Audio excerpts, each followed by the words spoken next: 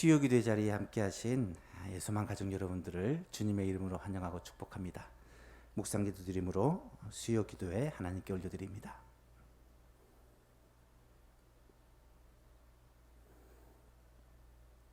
참 좋으신 하나님 아버지 감사합니다. 월화수 3일 동안도 주님의 은혜 아래 우리를 보호하시고 인도하여 주셨다가 또 수요기도회로 시간 함께하게 하여 주시니 감사합니다. 오늘도 하나님의 말씀을 듣고 주님께서 우리의 삶의 주인 되시고 인도자 되시며 보호자 되신다는 사실을 붙들고 남은 3일도 살아갈 수 있도록 우리와 함께하여 주옵소서. 예수님 닮아가기 원하고 주님의 습관을 쫓아가기를 원하는 우리의 중심을 보시고 주님께서 이 예배를 통하여 주님과 더 친밀하고 더 교제할 수 있도록 은혜 베풀어 주옵소서. 예수님의 이름으로 기도하옵나이다. 아멘. 찬송가 286장 찬송하겠습니다. 286장 찬송합니다. 주 예수님 내 맘에 오사 날 붙들어 주시고 내 마음에 새 힘을 주사 늘 기쁘게 하소서. 사랑의 주 내 맘속에 찾아오사 내 모든 죄 사하시고 내 상한 맘 고치소서.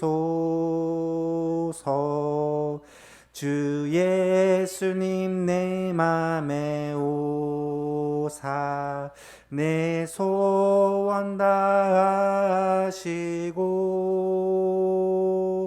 내 무거운 짐 맡아주사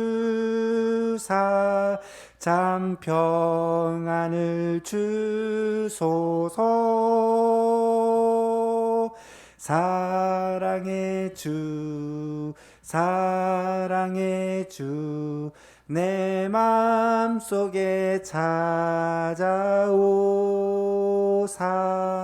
내 모든 죄 사시고 내 상한 맘 고치소서. 주 예수님 내 맘에 오사 날 정결케 하시고 그 은혜를 내 맘에 채워 늘 충만케 하소서.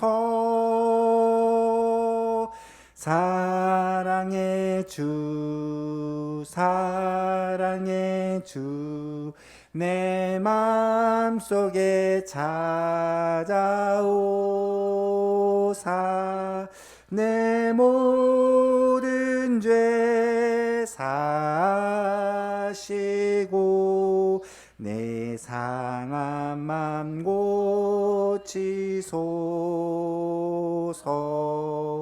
주 예수님 내 맘에 오사 내 길 인도하시고 주 성령을 내 맘에 채워 늘 충만케 하소서. 사랑의 주 내 맘속에 찾아오사 내 모든 죄 사시고 내 상한 맘 고치소서.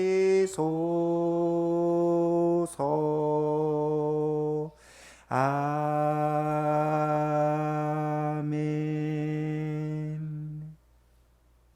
하우스 전사님 기도 인도해 주시겠습니다. 어제나 오늘이나 영원토록 변함 없으신 하나님, 아버지의 자비하심과 풍성한 은혜와 무한하신 사랑을 감사드립니다. 예수만 교회 모든 성도님들은 주의 거룩하신 습관을 본받는 교회라는 목표를 향해 1호를 달려가고 있습니다. 예수님께서 날마다 기도하시는 모습을 제자들에게 보여주셨고 기도하는 법을 가르쳐 주셨던 것을 우리가 배우고 본받기를 원합니다. 새벽 기도회, 수요 기도회, 금요 기도회와 각자의 정한 처소에서 시간을 정하여 규칙적으로 기도하게 하시고 기도하는 그 시간에 성령님께서 하나님의 뜻을 깨달아 알게 하시고 또한 하나님의 뜻 안에서 온전히 이루어지게 하옵소서. 주님, 우리는 주님의 말씀 앞에서 우리의 모습을 성찰하고 변화되기보다는 우리의 의로움을 드러내며 자랑하며 형제와 자매의 허물을 사랑으로 덮어주고 그들을 위하여 간구하는 대신 시기, 질투, 미움으로 마음이 하나 되지 못하고 연합하지 못하여 아버지의 마음을 기쁘시게 해드리지 못하였음을 고백합니다. 우리의 모든 연약함과 허물과 죄악을 용서하여 주옵소서. 이제는 우리의 마음과 말과 행동이 주님을 닮기를 소원하며 성숙한 그리스도인이 되어 주님을 삶으로 증거하는 아름다운 주님의 향기가 되게 하여 주옵소서. 주님, 비대면 예배가 장기적으로 가지 않도록 도와주시고 속히 대면 예배가 정상화가 되어 함께 모여 마음껏 주님을 찬양하고 예배드리고 교제하며 맡겨주신 사명을 충성하여 잘 감당하도록 도와주옵소서. 주님, 예수만 교회 환우들을 불쌍히 여겨 주셔서 주님의 보혈로 머리에서 발끝까지 안수하여 주시고 온 몸과 마음을 치료하여 주시고 깨끗하게 고쳐 주시옵소서. 주님, 예수만 교회 성도님들을 의의 길로 진리의 길로 인도하여 주옵소서. 가정, 직장, 사업장을 지켜주시고 태중에 있는 아기, 학업 중에 있는 자녀들, 군 복무 중에 있는 아들들, 해외, 지방에 있는 모든 가족들과 자녀들을 지켜보아여 주시옵소서. 오직 기도와 말씀으로 깨어있게 하시고 하나님의 전신갑주를 입고 날마다 믿음으로 승리하게 하옵소서. 이 시간 하나님의 말씀을 듣고 기도드릴 때에 성령을 부어주시고 은혜 충만하게 하여 주옵소서. 하나님, 사랑하는 우리 목사님 영육으로 늘 강건하게 하시고 성령과 지혜가 충만하여 아버지께서 기뻐하시는 이 목회의 사업을 잘 감당하시도록 하나님 힘과 능력을 부어 주시옵소서. 모든 것 감사드리며 예수님의 이름으로 기도드립니다. 아멘. 오늘 실 하나님의 말씀입니다. 사도행전 21장 37절에서 22장 21절 말씀까지입니다. 사도행전 21장 37절에서 22장 21절까지의 말씀.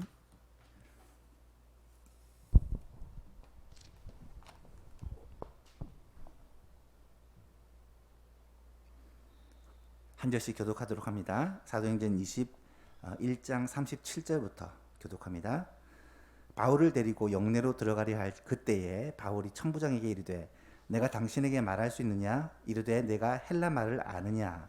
그러면 내가 이전에 소요를 일으켜 자기 4,000명을 거느리고 광야로 가던 애굽인이 아니냐? 바울이 이르되 나는 유대인이라 소읍이 아닌 길리기아 다소시의 시민이니 청컨대 백성에게 말하기를 허락하라 하니 천부장이 허락하거늘 바울이 층대 위에 서서 백성에게 손짓하여 매우 조용히 한 후에 히브리 말로 말하니라. 부형들아 내가 지금 여러분 앞에서 변명하는 말을 들으라. 그들이 그가 히브리 말로 말함을 듣고 더욱 조용한지라 이어 이르되 나는 유대인으로 길르기아 다소에서 났고 이 성에서 자라 가말리알의 문화에서 우리 조상들의 율법의 엄한 교훈을 받았고 오늘 너희 모든 사람처럼 하나님께 대하여 열심히 있는 자라. 내가 이 돌을 박해하여 사람을 죽이기까지 하고 남녀를 결박하여 옥에 넘겼노니 이에 대제사장과 모든 장로들이 내 증인이라. 또 내가 그들에게서 다메섹 형제들에게 가는 공문을 받아 가지고 거기 있는 자들도 결박하여 예루살렘에 끌어다가 형벌을 받게 하려고 가더니 가는 중 다메섹에 가까이 갔을 때에 오종쯤 되어 호련히 하늘로부터 큰 빛이 나를 둘러 비치매 내가 땅에 엎드려져 들으니 소리 있어 이르되 사울아 사울아 내가 어찌하여 나를 박해하느냐 하시거늘 내가 대답하되 주님 누구시니까 하니 이르시되 나는 내가 박해하는 나사렛 예수라 하시더라. 나와 함께 있는 사람들은 빛은 보면서도 나에게 말씀하시는 이의 소리는 듣지 못하더라. 내가 이르되 주님 무엇을 하리이까 주께서 이르시되 일어나 다메섹으로 들어가라 내가 해야 할 모든 것을 거기서 누가 이르리라 하시거늘 나는 그 빛의 광채로 말미암아 볼 수 없게 되었으므로 나와 함께 있는 사람의 손에 끌려 다메섹으로 들어갔노라. 율법에 따라 경건한 사람으로 거기 사는 모든 유대인들에게 칭찬을 듣는 아나니아라 하는 이가 내게 와서 곁에 서서 말하되 형제 사울아 다시 보라 하거늘 즉시 그를 쳐다보았노라. 그가 또 이르되 우리 조상들의 하나님이 너를 택하여 너로 하여금 자기 뜻을 알게 하시며 그 의인을 보게 하시고 그 입에서 나오는 음성을 듣게 하셨으니 내가 그를 위하여 모든 사람 앞에서 내가 보고 들은 것의 증인이 되리라. 이제는 왜 주저하느냐 일어나 주의 이름을 불러 세례를 받고 너의 죄를 씻으라 하더라. 후에 내가 예루살렘으로 돌아와서 성전에서 기도할 때에 황홀한 중에 봄에 주께서 내게 말씀하시되 속히 예루살렘에서 나가라 그들은 내가 내게 대하여 증언하는 말을 듣지 아니하리라 하시거늘 내가 말하기를 주님 내가 주를 믿는 사람들을 가두고 또 각 회당에서 때리고 또 주의 증인 스데반이 피를 흘릴 때에 내가 곁에 서서 찬성하고 그 죽이는 사람들의 옷을 지킨 줄 그들도 아나이다. 함께 있습니다. 나더러 또 이르되 떠나가라 내가 너를 멀리 이방인에게로 보내리라 하셨느니라. 아멘. 오늘은 바울의 간증에 대해서 함께 말씀을 살펴보고자 합니다. 지난 시간에 우리는 바울이 체포되는 장면을 살펴보았습니다. 3차 전도여행을 마치고 예루살렘으로 돌아온 바울은 예루살렘에 있는 성도들과 믿는 자들을 서로 만나고 교제하려고 하는데 이때 예루살렘 교회의 지도자였던 야고보가 바울에게 교회의 평화를 위해서 결례를 행할 것을 그렇게 부탁을 합니다. 바울은 결례를 행하는 것이 내키지 않았지만 교회의 평화를 위해서 양보하는 마음으로 율법에 명한 결례를 행합니다. 그렇게 해서 이방인 교회와 예루살렘 교회 간의 갈등이 잘 해결되는 것처럼 보였습니다. 그런데 뜻하지 않은 문제가 생기게 됩니다. 오순절 명절을 지키기 위해서 바울이 개척했던 에베소 지역의 유대인들, 물론 이들은 바울이 전한 복음을 믿지 않는 유대인들이겠죠. 그들이 이 오순절 명절을 지키기 위해서 예루살렘에 왔다가 바울을 보게 된 것입니다. 바울이 성전에서 결례를 행하고 있는 것을 발견하고는 성전에 있는 유대인들을 선동합니다. 충동합니다. 뭐라고 선동을 하냐면 두 가지 내용인데요. 하나는 바울이 각 처에서 유대인과 율법과 성전에 대해 비방하고 사람들을 가르쳤다. 유대인을 비방하고 율법을 비방하고 성전을 비방했다라는 거예요. 사실입니까? 전혀 그렇지 않습니다. 거짓말을 한 것입니다. 또 성전에 들어가서는 절대 안 되는 이방인, 그들이 생각하기를 헬라인 드로비모가 분명히 이 바울과 함께 있었기 때문에 함께 성전에 들어갔을 것이다 추측하고 이방인이 바울과 함께 성전에 들어갔다 그렇게 외칩니다. 그랬더니 온 성이 이로 말미암아 소동하게 되고 백성들이 달려들어 바울을 붙잡고 바울을 성전 밖으로 끌어내어 돌로 쳐 죽이려고 합니다. 이방인이 성전에 들어가는 일은 돌로 쳐 죽이는 그러한 일이었기 때문에 그렇게 행했던 것이죠. 도대체 바울이 무엇을 잘못했고 어떤 것이 율법을 어긴 것인지 밝혀보려고 하지 않고 그냥 몇 사람들의 선동에 의해 모든 무리들이 크게 분노하고 달려들어서 큰 소동을 일으키게 된 것이죠. 이때 이 위기를 정리했던 사람이 누구냐? 로마 군대의 장관이었던 천부장입니다. 천부장은 온 예루살렘이 요란하다는 소문을 듣고는 급히 군대를 거느리고 나타납니다. 당연히 무슨 일 때문에 이런 소동이 일어났느냐 알아보려고 했지만 사람들마다 자기가 왜 이런 소동에 참여하고 있는지를 알지를 못합니다. 이 사람 저 사람 이야기가 다르고 또 그 내용을 알 수가 없는 것입니다. 천부장은 일단 무리들을 진정을 시키고 바울을 결박하여 영내로 들어가려고 합니다. 이렇게 바울은 로마 군대에 의해 결박을 당하기는 했지만 사실은 결박을 당한 게 돌로 쳐 죽이려는 유대인 무리들로부터 구원을 한 셈이 된 것입니다. 바울이 예루살렘에 올 때 많은 사람들이 바울에 대하여 가면은 이렇게 매임을 당할 것이다, 결박을 당할 것이다 예언했는 것이 이루어졌는데 그것이 바울이 그냥 매임을 당한 게 아니라 유대인들의 그 폭동으로부터 구원을 받기 위해 결박을 당한 것이다 라고 말할 수 있습니다. 그래서 바울이 결박당한 이것은 하나님의 섭리였다라는 것을 우리는 분명히 알게 됩니다. 바울은 이 야고보 장로의 권유대로 그냥 결례를 행하고 있다가 결례가 끝날 때쯤에 갑자기 무리들이 득달같이 달려들어 이 바울을 붙잡아 끌어내어 돌을 던지려고 하는데 영문도 알지 못한 채 그런 죽을 직전까지 이른 거예요. 그런데 하나님께서는 천부장을 준비하셔서 이 바울을 무리들 가운데서 건져내고 포박을 하고 결박을 한 후에 정당한 신문의 과정을 거쳐서 이 바울의 죄에 대해서 밝히려는 것이죠. 오늘 본문의 내용이 무엇이냐? 천부장이 바울을 영내로 끌어가 신문하려고 할 때 바울은 천부장에게 부탁을 합니다. 내가 할 말이 있습니다. 헬라어로 그런 말을 하니까 이를 신기하게 여긴 천부장이 헬라어를 할 줄 아느냐 물어봅니다. 그리고 바울은 천부장의 허락을 받아 자기를 향해 돌을 던지려던 그 무리들 앞에서 변명하는 연설을 하게 됩니다. 놀랍게도 방금 자신을 향해서 돌을 던지려는 그 무리들에게 자신이 어떤 과정에서 어떤 일을 통해서 이렇게 되었는지에 대해서 자세히 설명을 하고 그것으로 끝나는 것이 아니라 그들에게 내가 믿는 그리스도와 복음에 대해서 전도를 하고 있더라는 거예요. 오늘과 다음 주 2주 동안 이 바울이 전도의 내용, 바울이 간증의 내용을 좀 자세하게 살펴보려고 하는데요. 오늘은 먼저 이 바울이 절대절명의 위기의 순간, 그 위기의 순간을 오히려 복음을 전하는 기회로 바꾸었던 이 바울이 이 위기를 기회로 바꾸었던 이 비결이 무엇이었냐, 이것에 대해서 함께 생각을 해보고자 합니다. 물론 이 모든 일을 행하신 분은 하나님이십니다.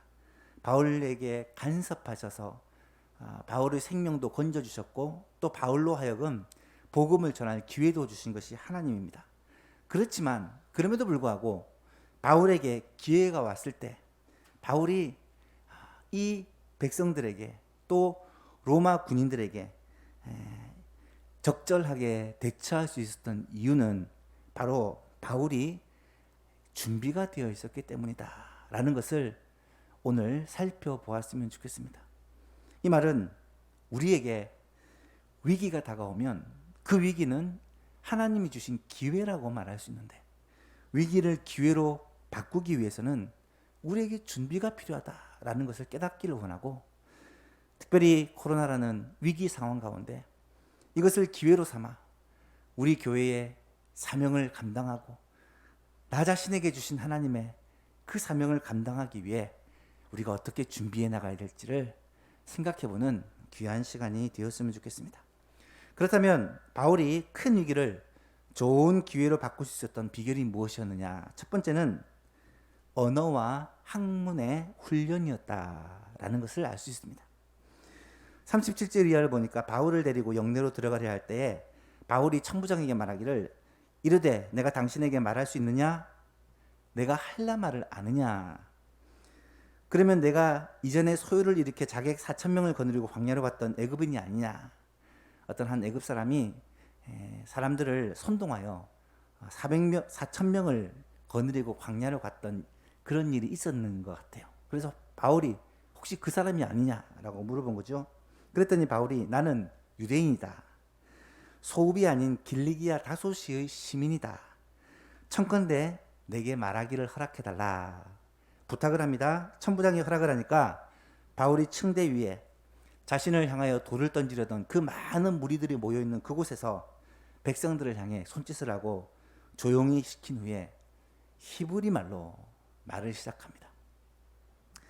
여러분, 매우 급박했던 순간 지금 바울은 영문으로 끌려가서 이 천부장에게 신문을 받고 백성들은 흩어지면 해결이 되는데 그 많은 백성들이 자기 때문에 모인 이 기회를 바울은 놓치고 싶지 않았던 거예요. 저 사람들에게 내가 왜 이렇게 예루살렘에 와서 왜 이런 일을 당하는지를 얘기해 줘야 되는데, 예수 그리스도 그분을 전해야 되는데, 그 구령의 열정들이 불탄 바울은 그들에게 복음을 전하기를 원한 거예요. 그래서 천부장에게 말할 기회를 달라는 것입니다. 이때 바울은 천부장에게 당연히 헬라말로, 이 헬라말은 당시 로마 제국 안에 공용어로 사용된 코인의 헬라어입니다. 헬라말을 로마 제국 안에서 공용어로 썼다는 거예요. 오늘날로 얘기하면 영어 같은 국제어입니다. 헬라말에 바울은 능통한 사람입니다. 왜냐하면 바울이 태어난 길리기아 다소가 헬라어를 쓰는 지역이었거든요. 그래서 헬라말을 아주 자연스럽게 할 수 있었습니다. 그리고 백성들을 잠잠히 시킨 후에 백성들에게는 히브리 말로 말을 하고 있습니다. 여기서 히브리 말이라고 되어 있는데 전에 번역에서는 히브리 방언이다. 이 말은 당시 유대인들이 사용하는 언어, 사실은 구약의 히브리어와는 다른 언어예요.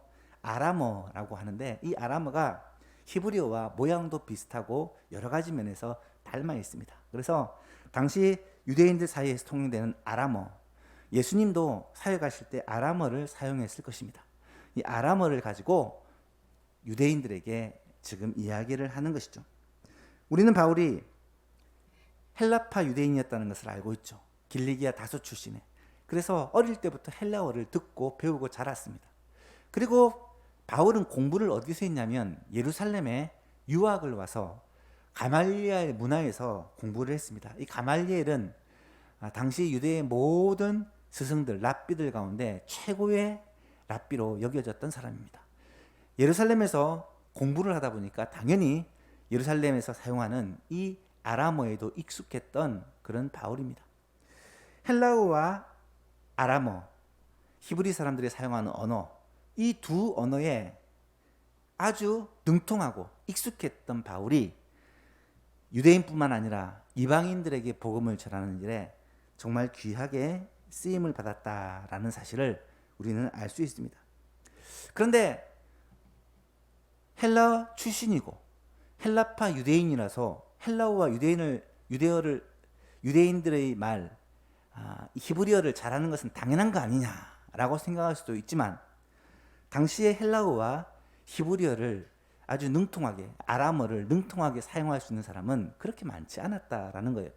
거기다 바울은 그냥 언어를 사용할 정도, 말을 아는 정도가 아니라 이 언어에 대해서 아주 체계적으로 학문으로 배웠기 때문에 고급 언어를 자유자재로 구사할 수 있는 그런 능력을 가지고 있었다는 거예요.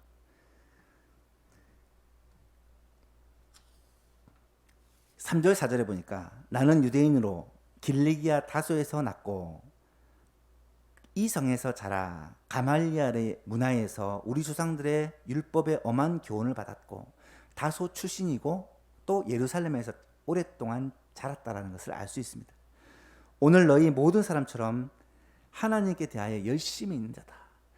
가말리엘 문화 출신이다라고 얘기하면 오늘날 서울대학교 박사과정보다 더 아주 강력한 의미로 대단한 그런 지식과 학문을 가진 사람이다라는 의미로 이해할 수 있고요. 특별히 이 유대인들이 중요하게 생각하는 율법과 그 유대 학문에 대한 아주 능통자라는 것을 알 수 있습니다.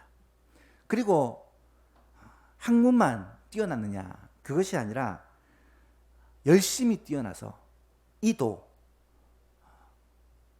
기독교를 말합니다. 이 도를 박해하여 사람을 죽이기까지도 하고 남녀를 많이 끌어다가 옥에다 넘겼다. 이것을 대제사장들도 서기관들도 이 성전에 있는 사람들도 다 알고 있다. 그만큼 이 바울의 젊은 시절에 유명한 교회를 박해하는 사람이었다라는 말입니다. 여러분, 바울은요 실제로 헬라 말과 히브리어를 아주 능통한 사람입니다. 구약의 성경에 대해서도 가말리엘 문화에서 배웠다라는 말은 굉장히 능통한, 성경에 대한 해박한 지식을 가진 사람이었고, 뿐만 아니라 세상 학문에 대해서도 언어나 논리나 수학이나 철학이나 또 말을 잘하는 수사학이나 이런 분야에서도 다 공부를 했던 아주 엘리트 중에 엘리트였다는 사실을 알 수 있습니다.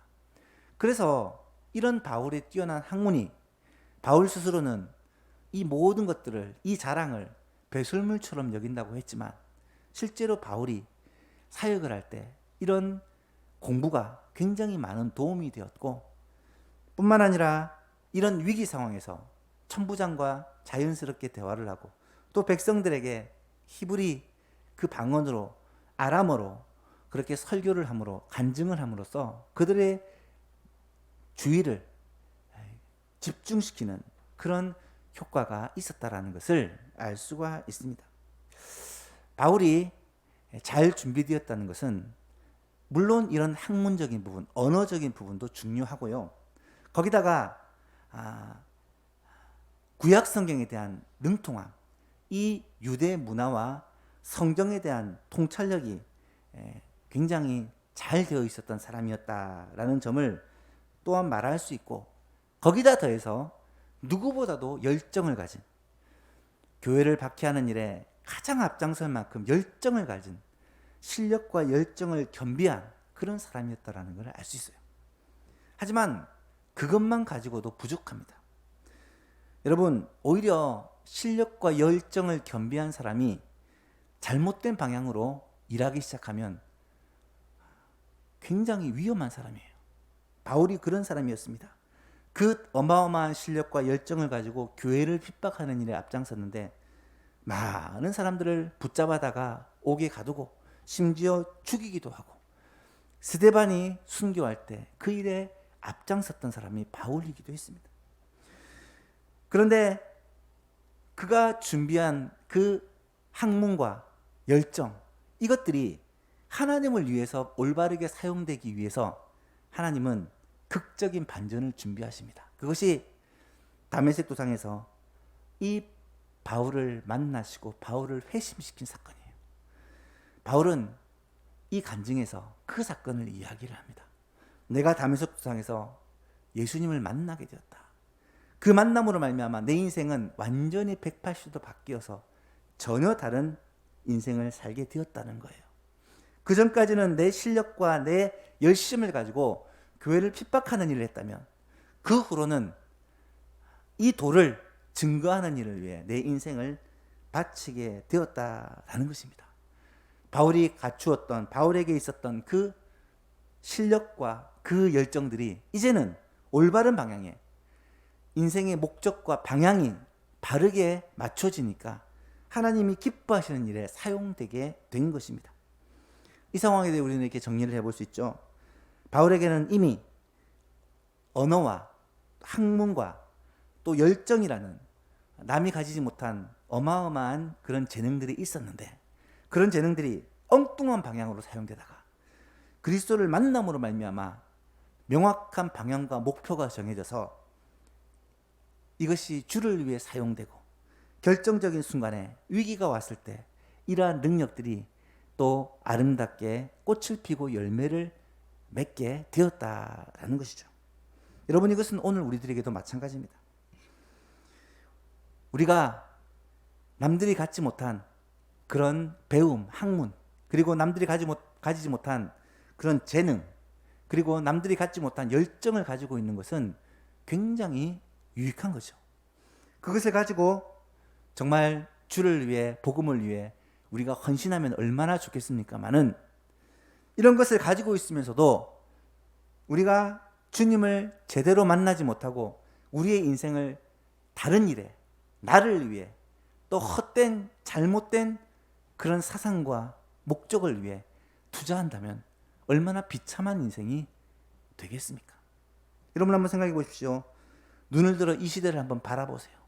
이 시대에 정말로 많은 사람들을 힘들게 하고 고통스럽게 하는 것이 힘없는 사람, 실력 없는 사람이 아니라는 거예요. 오히려 힘 있는 사람, 엄청난 돈과 권력과 지식과 능력을 가지고 사람들을 힘들게 하고 핍박하고 죽이고, 또 하나님이 만드신 자연과 환경과 생태계를 파괴하고 세상을 병들게 하는 일에 앞장서는 사람들이 얼마나 많은지 알 수가 없다라는 거예요. 오직 자신의 유익을 위해, 정욕을 위해, 잘못된 가치관을 위해, 잘못된 사상을 위해 얼마나 많은 사람들을 고통 가운데 몰아가고 세상과 또 자연 만물과 또 이 생태계를 무지막지하게 파괴하는 자들이 얼마나 많은지 모른다는 것입니다. 여러분, 살기가 점점 힘들어지는 이유가 무엇인가요? 많은 사람들이, 그것도 뛰어난 실력을 가진 사람들이 그런 실력을 바르게 사용하지 못하고 오히려 남용하고 잘못 사용으로 말미암아 이루어진 일이 아니겠습니까? 코로나19 바이러스만 해도 그렇지 않습니까? 초기에 얼마든지 제어할 수 있는 기회가 있었음에도 한 나라의, 한 사람의 오판과 극심한 이기주의 때문에 지금 전 세계 1억이 넘는 사람들이 이것으로 말미암아 고통당하고 1,000만 명에 넘는 사람들이 죽음을 당하고 있지 않습니까? 여러분, 지금 이 시대는요, 너무 빠르게 변화되고 있습니다. 이 변화에 따라가지 못하면 금방 낙오되어 버리는 것이 우리들의 처한 현실인 것 같아요. 특히 우리나라는 아마 그 어느 나라보다 변화의 속도가 빠른 것 같아요.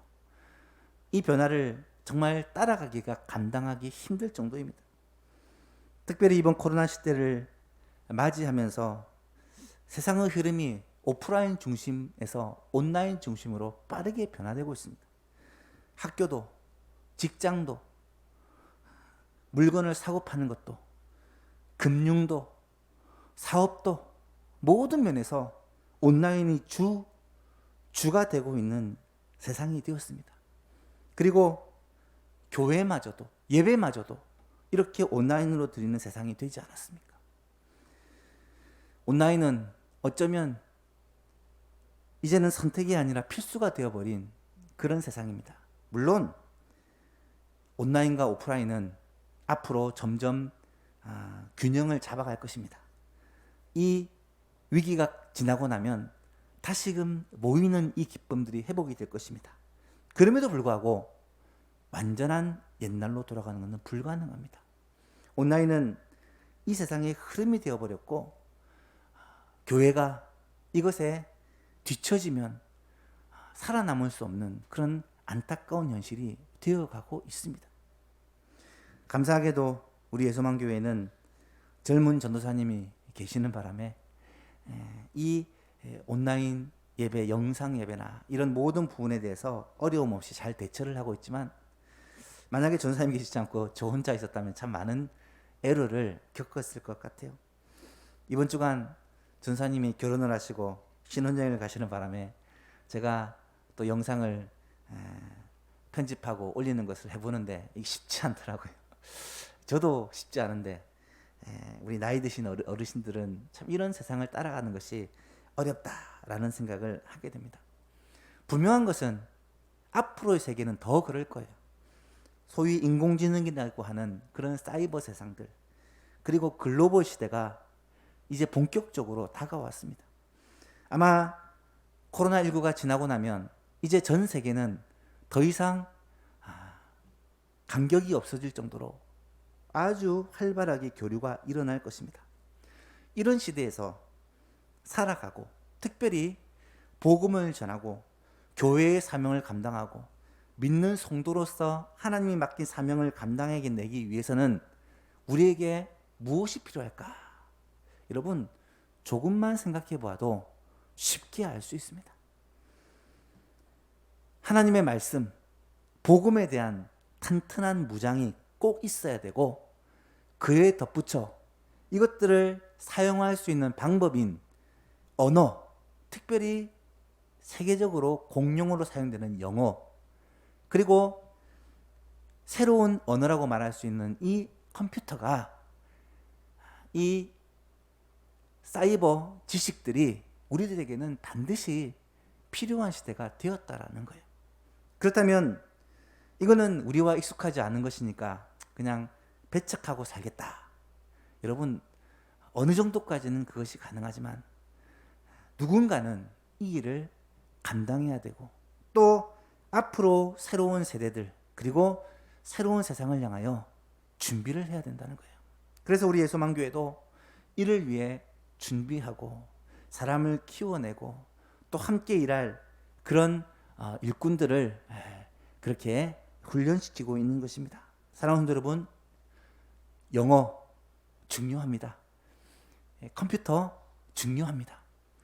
이런 도구를 사용해서 복음을 전하고 앞으로 오는 세대에 주님 맡기신 사명들을 감당하는 것은 어쩌면 우리 교회에 주어진 숙제라고 말할 수가 있겠습니다. 우리 예수만교회 성도들은 아무래도 연령이 좀 높은 성도들이 많아서 영어나 컴퓨터에는 별 관심이 없을 것 같아요. 하지만 젊은 성도님들, 특별히 우리 학생들, 청년들은 피할래야 피할 수 없는 그러한 시대에 살고 있다라고 말할 수가 있죠. 그래서 우리 앞에 다가올 세대, 어쩌면 제가 생각할 때는 주님이 오시기 직전의 마지막 세대라고 생각합니다. 복음의 문이 이제는 더 이상 열리지 않게 될 시대가 얼마 남지 않은 말세 중에 말세라고 생각해요. 이 시대에 우리 교회가 영혼 구원의 사명, 전 세계에 복음을 들고 나가는 선교의 사명 감당하기 위해서는 우리도 이 세상 가운데 이 복음을 이 말씀으로 무장되고, 거기다 영어와 컴퓨터라는 그러한 세상의 방법들로 잘 준비가 되고 각자의 분야에서 전문적인 지식을 가지고 무장을 해서 하나님께 쓰임받는 일꾼이 되어야 하지 않겠습니까? 바울은 이 당시 최고의 엘리트요, 지성인이요, 거기다 열정을 소유하고 거기다 성경의 지식을 가진 사람이었는데, 하나님께서 그를 다메섹 도상에서 새로운 사람으로 변화시켜 새로운 목적과 새로운 목표를 주셔서 그의 인생이 이렇게 귀하게 쓰임받았다는 것입니다. 오늘 우리들에게도 이런 바울 사도에 대한 이 모습들을 좀 묵상하면서 나도 이런 실력과 이런 열정을 겸비한 그런 모습들이 꼭 필요하다. 우리의 자녀들도 그런 지식과 그런 실력과 열정을 함께 가지고 주를 위해 정말 맡겨진 많은 사명들을 감당하는 그런 일꾼들이 되었으면 좋겠다라는 그런 간절한 바람을 갖습니다. 예수만교회 성도님들도 나는 나이가 많아 소용없어 라고 생각하지 마시고 지금부터라도 영어에 대한 관심을 가지시고 또 컴퓨터에 대한 관심을 가지시면 여러분의 자녀들, 여러분의 자녀손들 세대와 대화가 되어지고 그들을 이해할 수 있고 적어도 그들에게 영적인 영향력을 줄 수 있는 그런 할머니, 할아버지가 될 수 있다는 거예요.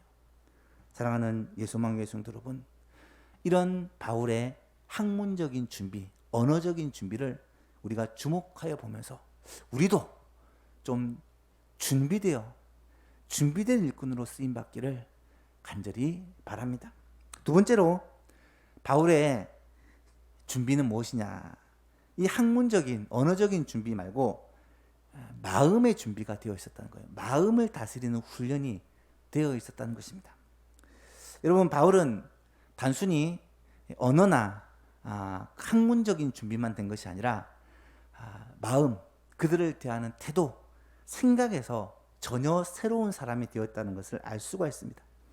바울이 간증을 하는데요. 그들 앞에서 간증을 하는데 어떻게 시작하냐면, 부형들아, 내가 지금 여러분 앞에서 변명하는 말을 들으라. 여러분, 부형들아, 이 단어는요, 형제들, 선배들을 의미하는 단어예요. 굉장한 존칭어입니다. 그 사람들이 어떤 사람입니까? 방금 지금 자기를 향해 돌을 던지려고 하는, 자기를 죽이려고 하는 사람들이에요. 근데 그들을 향해서 나는 같은 동족 유대인이고 또 같은 생각을 가지고 이 기독교에 대해서 참 핍박을 했던 사람이다. 당신들과 나는 같은 사람이었다. 라는 것을 이야기하면서 그들을 부형들아 이렇게 부르고 있다는 것입니다. 여러분, 생각해 보세요. 여러분이라면 그 사람들을 향해서 뭐라고 부르고 싶겠습니까? 방금 전에 죽기 직전까지 거의 죽겠구나 싶은 생각이 들 정도로 자신을 향해 돌을 던졌던 그들을 향해서 바울이 부형들아 라고 말하고 있는 것은 지금 이 순간 바울이 분노하여서 이성을 잃었다거나 아니면 감정을 주체하지 못하고 흥분하고 있는 그런 상태가 아니라는 것을 분명히 보여줍니다. 지금 바울이 간증하고 있는 내용들을 쭉 읽어보시면 바울은 매우 정상적인 상태로, 굉장히 안정적인 상태로 자신이 전해야 되는 그 복음의 내용을 전하기 위하여 그 무리들의 마음들을 어루만지면서 그들의 이 주목을 끌면서 바울이 간증을 이어나가는 것을 보게 돼요. 여러분, 이런 바울의 마음의 안정은 어디서 온 것일까? 만약에 제가 죽기 직전에 그 위기에 있었다면 과연 이렇게 담대하게 그리고 평안하게 말할 수가 있을까? 물론 성령께서 바울을 붙드셔서 바울의 마음에 안정을 허락하여 주시고 담대함을 주셨을 것이라고 믿습니다.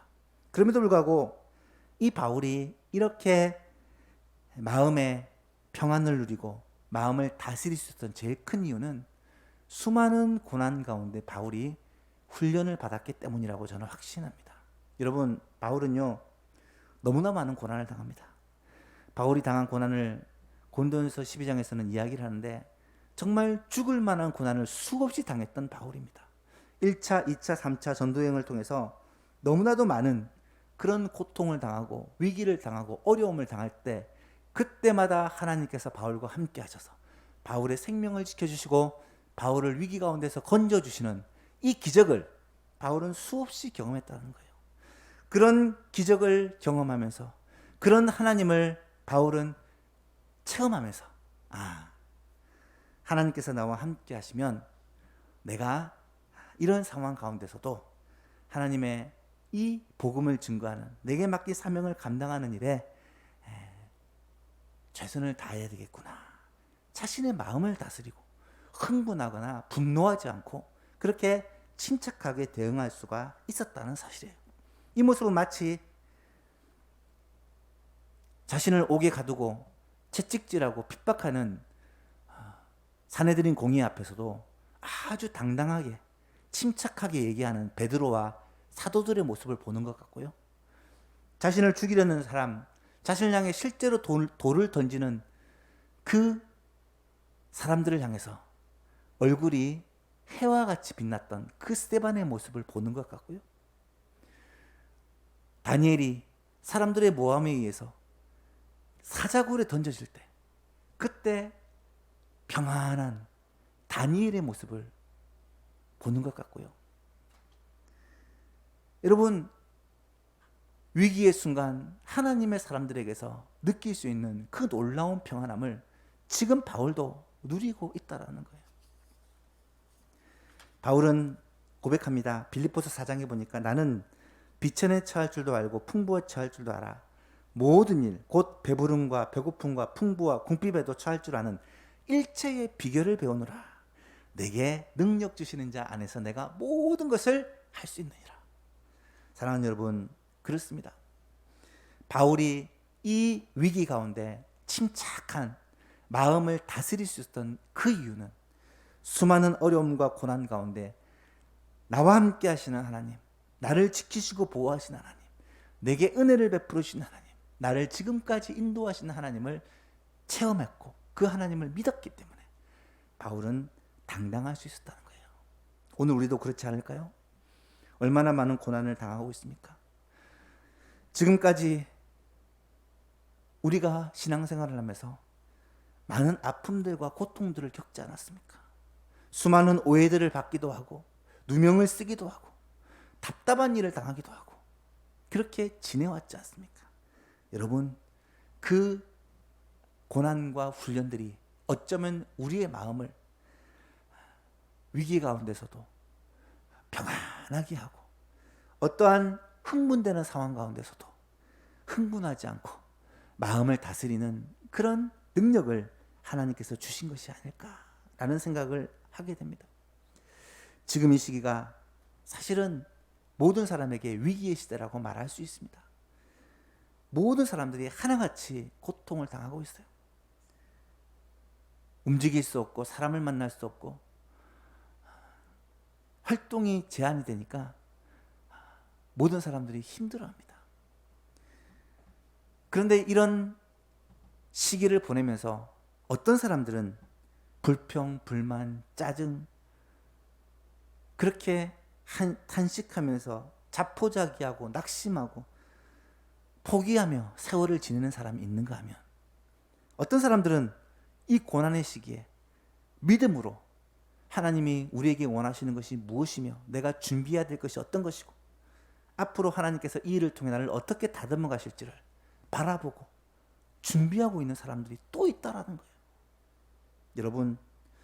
여러분은 어떤 사람이 되시렵니까? 내게 능력 주신 자 안에서 내가 모든 것을 할 수 있습니다. 이 바울의 고백이 우리의 고백이 된다면 이런 고난의 시기, 어려움의 시기가 더 단단해지고 더 견고해지고 주님을 더 많이 닮아가고 성숙해가는 기회로 삼아야 하지 않겠습니까? 사랑하는 여러분, 우리 앞에 놓인 어려움과 고난의 시기를 통해 오히려 더 순결한 하나님의 자녀로 거룩한 주의 백성으로 하나님께서 마음껏 사용하실 수 있는 단단한 그릇으로 준비되는 모든 성도님 될 수 있기를 간절히 바랍니다. 욥이 했던 고백처럼 그러나 내가 가는 길을 그가 아시나니 그가 나를 단련하신 후에는 내가 순금같이 되어 나오리라. 이런 은혜가 예수망 모든 가족들에게 있기를 주님의 이름으로 축복합니다. 마지막 세 번째로는 분명하고 확신에 찬 간증을 한다는 거예요. 이 바울의 준비가 하나님 만난 간증이 있었던 거예요. 간증. 무리들을 향한 바울의 이 간증은요, 다음과 같이 구성이 되어 있습니다. 나도 너희와 똑같은 유대인이고 똑같이 기독교를 박해했던 사람이었다. 그들에게 동질감을 호소하고요. 그런데 내가 변하게 된 계기가 있었는데 그 계기가 다메섹 도상에서 그리스도를 만났다. 그리스도를 만나고 나서 내 인생의 방향과 생각이 180도 바뀌었다. 자신의 간증을 소개를 합니다. 여러분, 간증이라는 것이 무엇입니까? 간증이라는 것은 내가 예수님을 만난 그 사실을 말하는 것입니다. 내가 예수님을 어떻게 만나게 되었고 예수님께서 내 안에서 이루신 일이 무엇인지를 이야기하는 게 간증입니다. 복음 전파에서 어쩌면 가장 강력한 힘을 발휘하는 도구가 간증이 될 수 있다는 거예요. 물론 이 간증이 굉장히 극적인 사람, 굉장히 스펙타클한 사람이 있는가 하면 또 특별한 스토리가 없이 아주 자연스럽게 예수님을 믿게 된 사람도 있어요. 저와 같이 모태신앙이고 어려서부터 신앙생활하는 사람들은 많은 경우 아주 극적인 반전이나 그런 변화가 적은 사람들이 많습니다. 하지만 그 어느 쪽도 우리가 주님과의 만남에 대한 확신은 있고요. 주께서 우리 가운데서 살아계시고 역사하신다는 그런 증거가 있다는 거예요. 그것을 증거하는 것이 간증이라는 것입니다. 간증은 쉽게 말해서 다음 세 가지를 말하는 것이 간증입니다. 첫 번째로 예수님을 만나기 전에 내 모습은 어땠다. 바울이 고백하죠. 두 번째로 예수님을 어떻게 만났다. 다메섹 도상에서 예수님을 만나게 된 과정을 자세히 설명합니다. 내가 주님을 영접하게 된 계기를 우리가 알고 있잖아요. 세 번째는 예수님을 만난 후에 내 삶이 어떻게 변화되었다. 어떻게 사명을 받았고 어떻게 이방인을 위한 사도가 되었다라는 것을 바울이 이야기를 하고 있습니다. 이 바울의 간증은요, 무리들에게 바울이 어떻게 이런 사람이 되었는지, 이런 일을 하고 있는지를 설명하는 계기가 되었고요. 뿐만 아니라 몇몇 사람들의 마음을 움직여서 이 바울이 전하는 복음을 믿게 되는 기회가 되었다는 거예요. 이 바울이 전한 간증의 구체적인 내용은 다음 시간에 하나하나 살펴보면서 함께 생각해 보고자 합니다. 말씀을 맺습니다. 오늘 우리는 바울의 간증에 대해 본격적으로 살펴보기 전에 먼저 가장 큰 위기의 순간을 가장 좋은 기회로 바꾸는 이 극적인 반전의 이유가 된 바울의 준비에 대해서 생각을 해보았습니다. 여러분, 바울이 위기의 순간을 기회로 바꿀 수 있던 그 비결이, 그 무기가 무엇이었습니까? 세 가지를 살펴보았는데요. 첫 번째는 언어와 학문의 훈련이었다라고 말씀을 드렸고요. 두 번째는 마음을 다스리는 훈련이었다라고 말씀을 드렸고, 마지막 세 번째로 분명하고 확신에 찬 자신의 간증이 있었기 때문이다라고 말씀을 드렸습니다. 여러분, 우리들에게는 어떤 무기가 있습니까? 위기의 순간, 어려움의 순간에 하나님께서 우리를 통하여 일하시고자 할 때 우리가 위기를 기회로 바꿀 수 있는 그러한 준비가 되어 있어야 되는데 어떤 것이 우리에게 준비가 되어 있습니까?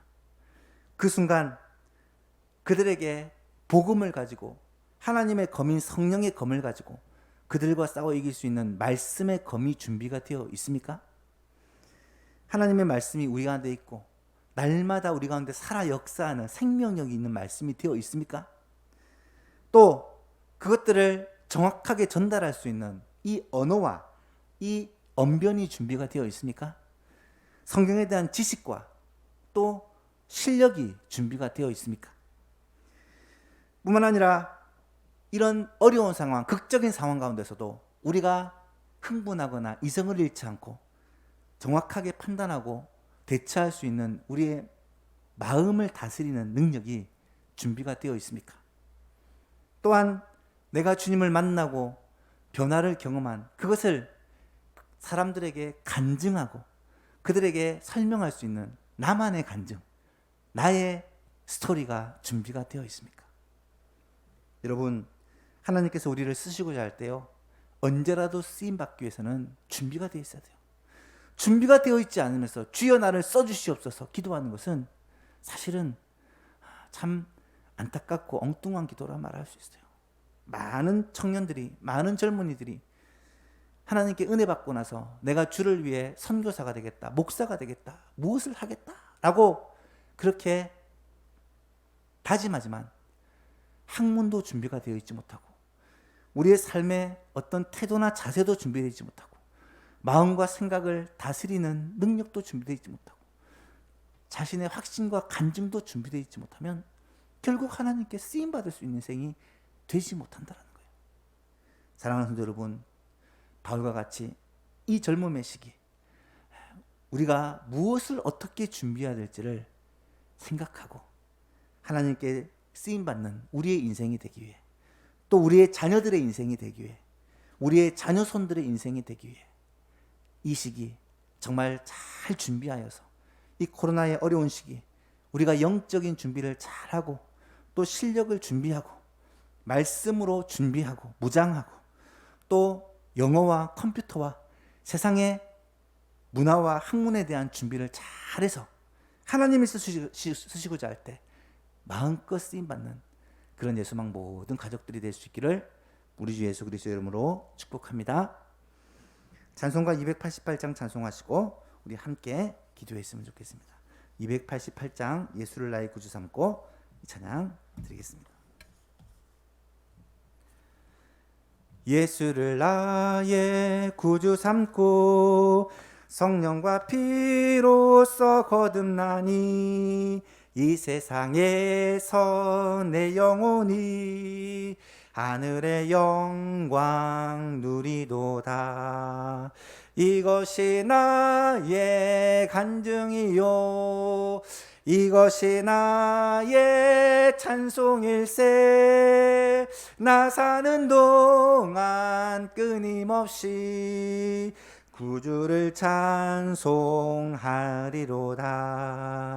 온전히 주께 맡긴 내 영 사랑의 음성을 듣는 중에 천사들 왕래하는 것과 하늘의 영광 보리로다.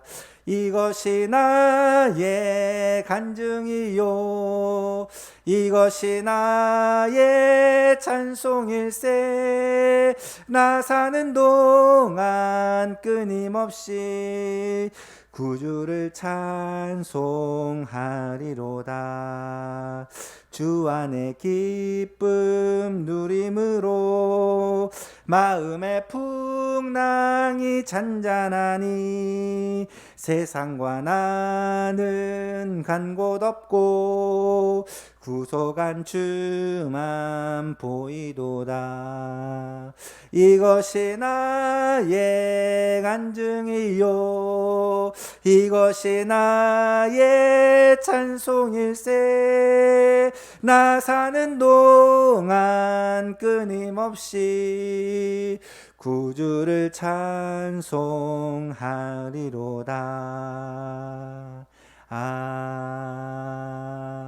아멘. 오늘 말씀 기억하면서 우리 통성으로 한번 기도했으면 좋겠습니다. 바울은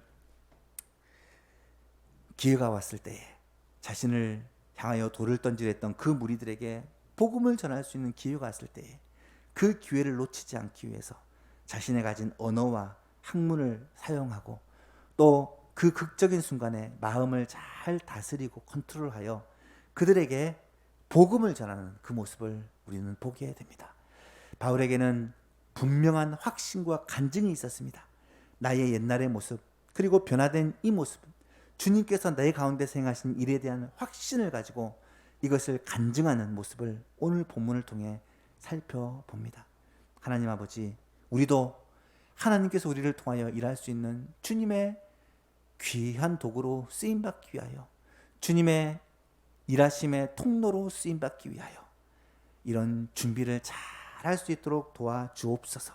우리 젊은 학생들과 청년들은 공부를 내 전문 분야를 잘 준비하고 특별히 영어와 컴퓨터를 잘 준비하여서 이 시대에 앞으로 어쩌면 마지막 시대에 이들에게 복음 전하여 영혼 살리며 감당해야 될 그 많은 일을 감당할 수 있도록 하나님 은혜 베풀어 주시고 지혜와 능력을 주시고 하나님 열정을 허락하여 달라고 기도합시다.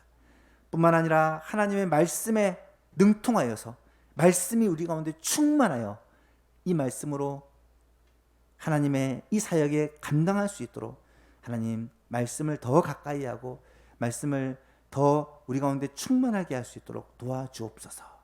뿐만 아니라 우리의 마음을 다스리는 훈련, 고난 가운데 어려움 가운데 잘 인내하고 이기며 순금같이 정결하여져서 거룩하여져서 하나님을 위한 도구로 하나님을 위한 귀한 일꾼으로 쓰임받는 주의 백성들 되게 하시며 무엇보다 하나님과의 그 만남에 대한 확신, 주님께서 내 인생에 찾아오셔서 내 삶의 주인 되어주심으로 내가 변화되어 새로운 인생을 사는 우리의 삶에 분명한 확신과 간증이 있어서 이것을 가지고 복음 전하며 영혼 살리며 우리에게 주어진 사명을 감당하는 모든 예수만 가족들 되게 해달라고 기도했으면 좋겠고요. 그런 우리 교회, 우리 예수만 모든 성도들이 될 수 있도록 벌과 같이 귀하게 쓰임받는 그런 준비를 잘하는 올 한 해 예수님의 습관을 본받아 준비되는 오늘 한 해가 될 수 있도록 도와주시옵소서. 이 제목 가지고 우리 주여 한번 외치고 기도하겠습니다. 기도합니다. 하나님 아버지 감사합니다. 애소망 모든 가족들을 주님께서 이 시간에도 기억하여 주시고 저마다 기도의 제목들과 소원이 있어서 기도의 제목을 가지고 주님 앞에 나와 기도하오니 하나님께서 그 기도의 제목들을 들으시고 하나님께서 우리의 아버지 되신 하나님께서 그 소원과 간구를 들으시고 응답하여 주옵소서. 하나님, 우리의 기도가 이제는 점점 성숙하여서 예수님이 가르치신 것처럼 주님의 뜻을 구하고 하나님의 나라를 구하고 주님께서 우리를 통하여 하시고자 하는 그 마음들을 깨달아 알게 되어지며 무엇보다도 우리에게 맡기신 주님의 사명인 영혼을 구원하는 사명에 우리가 더 관심을 가지고 그것을 위해서 우리가 실력을 준비하고 영어와 컴퓨터를 준비하고 우리가 우리의 마음을 다스리는 이 준비를 하고 나아가서 우리의 확신과 간증을 준비하여 복음의 도구로 전도의 도구로 귀히 쓰임받는 예소망 모든 가족들이 되게 하여 주옵소서. 날씨가 많이 추운 가운데 성도들을 지켜주시고 가정을 지켜주시고 특별히 건강을 지켜주셔서 질병으로 고통당하는 성도들에게 주님의 그 치료의 손길로 어루만지사 이 고통의 시간이 오래지 않고 회복의 은혜를 맛보고 누릴 수 있도록 도우시며 주께서 함께 하심으로 주님께서 치료의 능력을 베푸심으로 살아계신 하나님을 더 만나고 간증하고 증거할 수 있는 기회가 될 수 있도록 주께서 은혜를 베풀어 주옵소서. 남은 3일 동안도 우리 성도들과 늘 함께하여 주시고 특별히 유치부, 초등부, 중고등부, 청년대학부 젊은 영혼들에게 하나님 정말 주님을 더 사랑하고 주님께서 맡기신 그 사명들을 위하여 이 젊음의 시기를 잘 준비할 수 있도록 더 큰 은혜 베풀어 주옵소서. 감사드리며 예수 그리스도의 이름으로 기도하옵나이다. 아멘. 하늘에 계신 우리 아버지여, 이름이 거룩히 여김을 받으시오며 나라가 임하시오며 뜻이 하늘에서 이루어진 것 같이 땅에서도 이루어지이다. 오늘 우리에게 일용할 양식을 주시옵고 우리가 우리에게 죄 지은 자를 사하여 준 것 같이 우리 죄를 사하여 주시옵고 우리를 시험에 들게 하지 마시옵고 다만 악에서 구하시옵소서. 나라와 권세와 영광이 아버지께 영원히 있사옵나이다. 아멘.